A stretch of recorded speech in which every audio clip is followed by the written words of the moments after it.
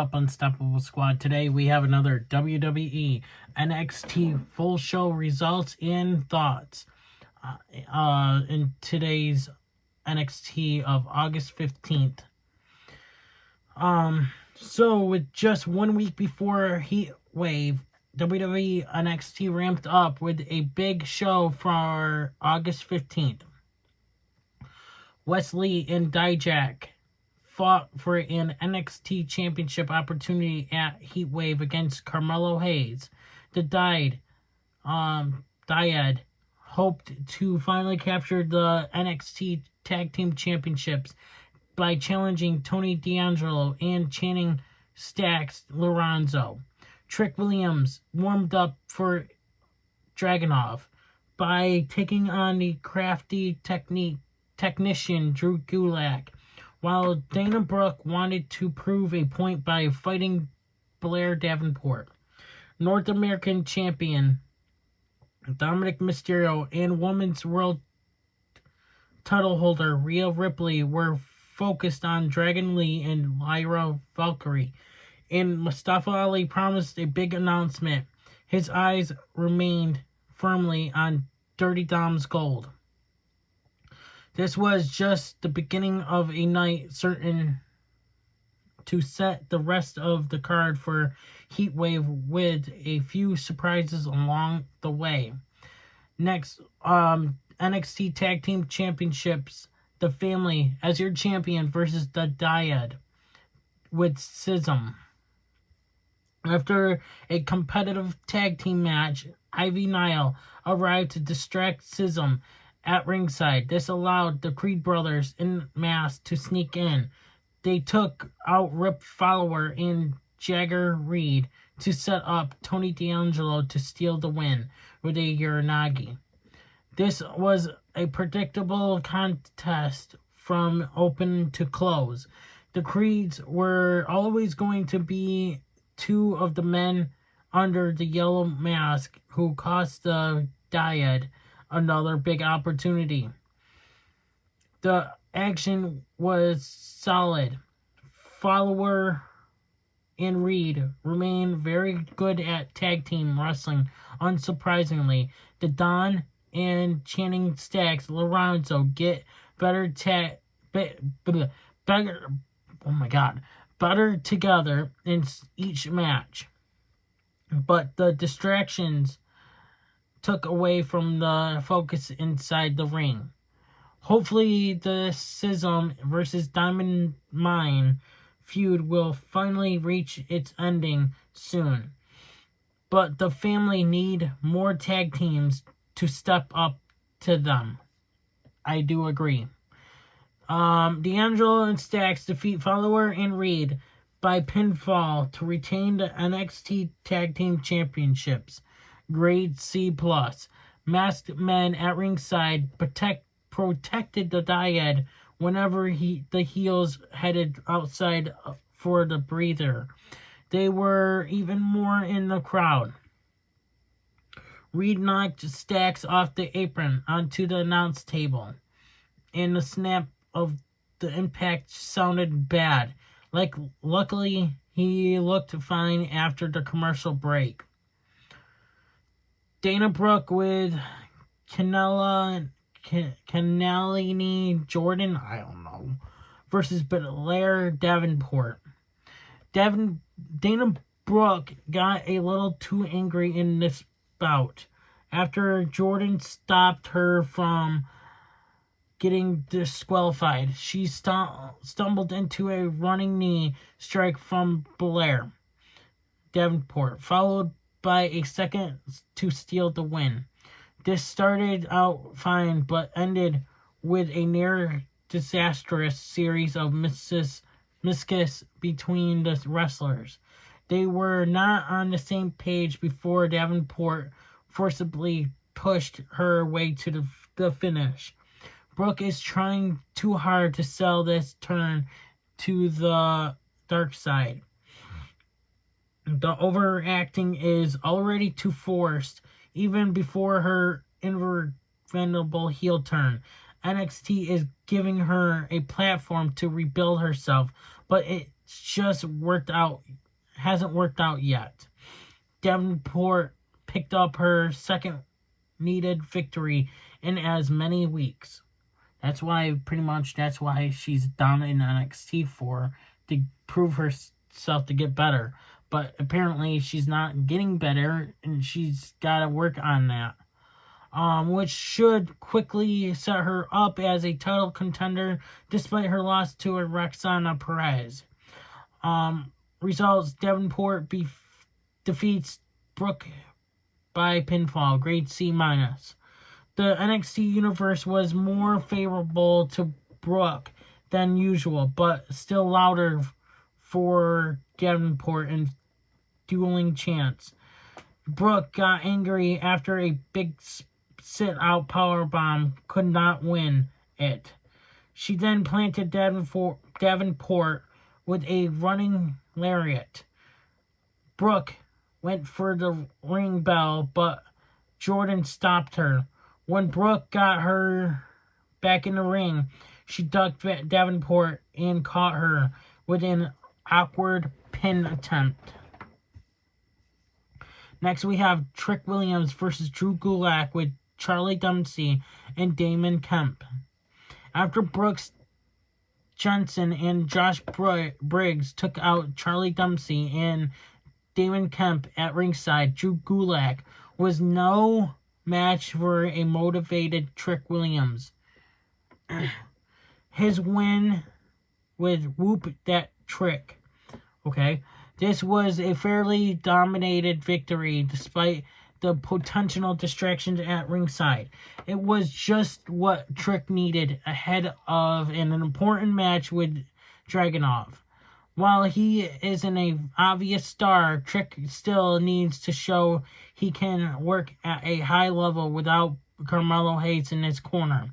This was a chance for him to show a few of the big moves in his arsenal, but Heatwave will be the major decider. Trick defeats Gulak by pinfall, grade C+. Trick caught Gulak with a clean drop kick and uppercut to show his striking potential. Later, the Mad Dragon warned Trick that he still was not ready for Dragunov. We have Von Wagner talks Baron Corbin into a match at Heatwave. Baron Corbin made fun of Gable Stevenson and the rest of the NXT locker room. Mr. Stone and Von Wagner came out to confront him on his comments.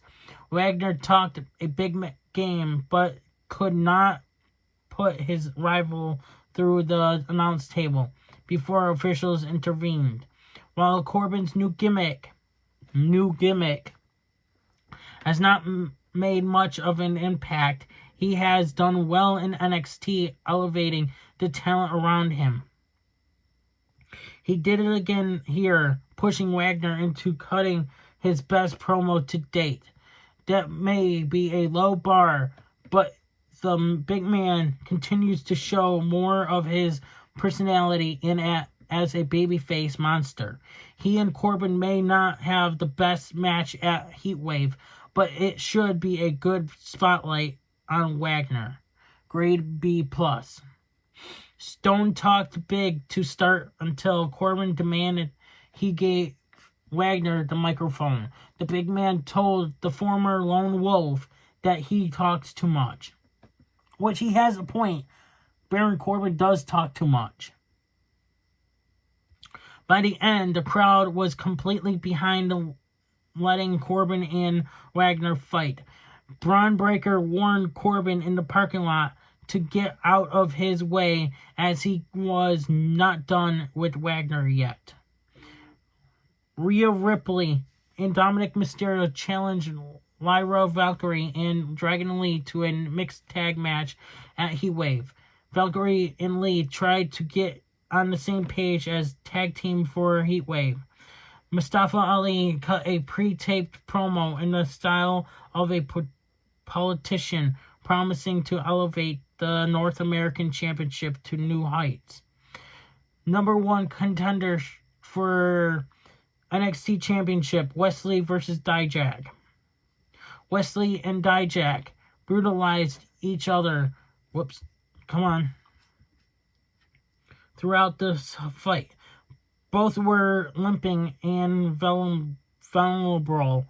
Eddie Thorpe made the difference, though, distracting Hard Justice enough for Lee to hit the cardiac kick and a corkscrew senton to win. WWE has magic with Lee and Dijak. They never miss. This was physical and intense. Both men sold their battle wounds to set up big moments of vulnerability. The Thorpe interference took some of the momentum of this match, but not enough to take away from what the two did up to that point. Hopefully, Hard Justice will get his own chance in the sun after his feud with Thorpe is over. He remains one of NXT's most underrated performers. Lee winning sets up a money match. It is important that this is not one and done, though. And as this is a story that deserves a spotlight, Heatwave is not a big enough stage, especially with only 1 week of hype. And pretty much, why Heatwave should be a premium live event pay-per-view show. All these they're doing on Wednesday nights, those deserves to be a pay-per-view. I don't know why they're doing this free pay-per-view bullcrap. Lee and Dijak by pinfall to become the new number 1 contender to the NXT Championship. Grade B+. In a pre-taped promo, Thorpe promised Dijak they would fight again. During a picture signing, Lee warned Melo to worry about him as the next challenger. Dijak gave him a similar warning later. Lee targeted the left leg of Hard Justice, charging at his knee and twisting it in the corner. This remained a target throughout the match. Lee managed to powerbomb Dijak, then plant him with a meteor for a near fall. The former North American champion went for the cardiac kick, but his leg gave out. Hard Justice went for Feast Your Eyes, and his own leg gave out on him.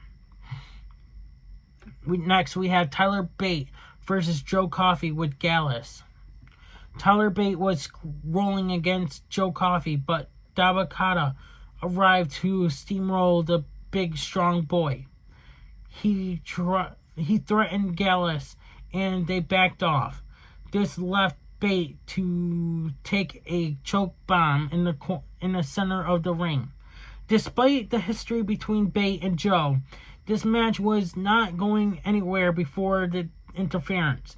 The crowd was timid despite the best efforts of the big strong boy. This was on the verge of a squash match. Kato has tried to get on the right track since his return to NXT, but the brand has done a poor job booking him as a monster. Losses have taken away his aura as a dominant force. A true feud with the big strong boy could get him back on track. With time, the two could have a genuine best match of Kato's career. We have results. Bate defeats Coffey by disqualification, grade C-. Kato resurfaced in a vintage, promising to return to NXT soon. It did not take long. NXT anonymously taped a confrontation at a live event between Bate and Coffey. Joe caught Bate diving for a German suplex, but the big strong boy responded with a bop and bang and a rebound clothesline. Thea Hale with Chase U versus JC Jane. I think Thea Hale needs to dump Chase U. I think she would be fine without them, especially how the fact that what's his name? Chase threw in the towel.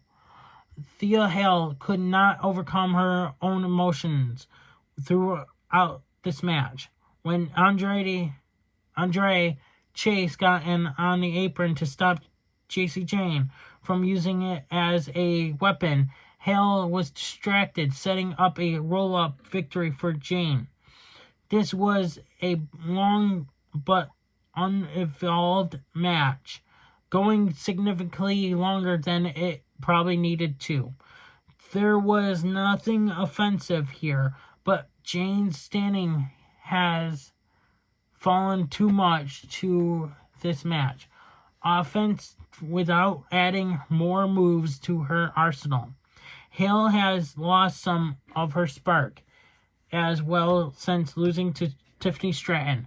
Her overacting needs to tone down if she wants to be taken seriously. Jane defeats Hale by pinfall. But like I said, the thing is, I think Hale needs to get rid of the Chase U University people. Grade C. And that's what's pretty much just distracting her. Backstage, Chase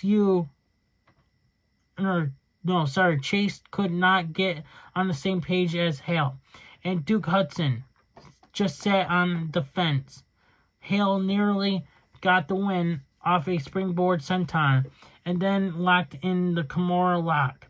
Jane got the ropes quickly to the escape. Commentary sold this match like Jane was the underdog, which should not be true given the history of both. Media 4 interrupted hard-hitting home truths with Nathan Fraser for Supernova sessions. The real Heritage Cup champion called Nomar Dar a fraud repeatedly. NXT showed a dramatic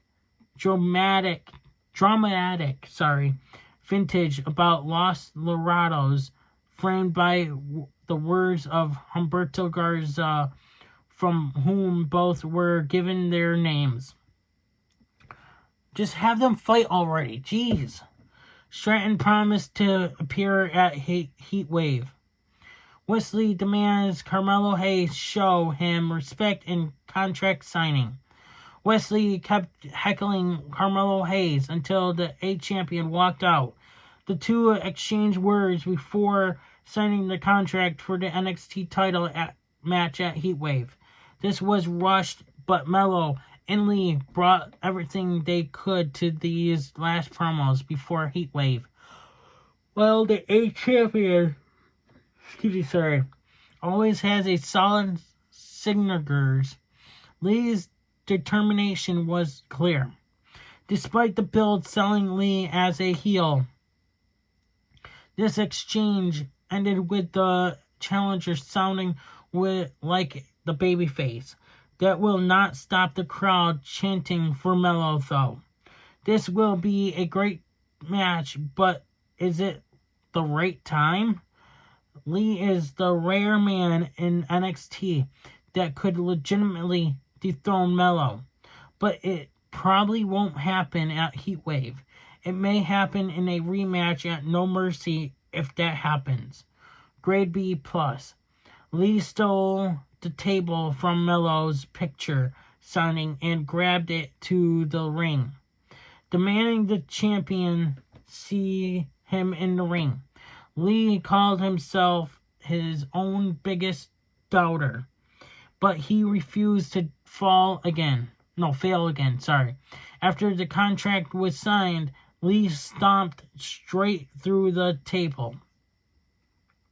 Overall show. This was a building show. The action was not outstanding beyond Wesley versus Dijak. And that is an inevitable great match no matter when it happens. However, the stories continue to to advantage forward toward Heatwave. The card the card of NXT has put together looks good and highlights fresh talent. If what NXT has built pays off at Heatwave, that could be a true breakout night for NXT.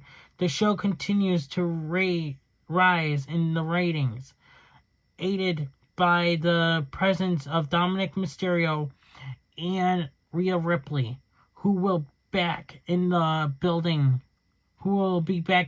next week.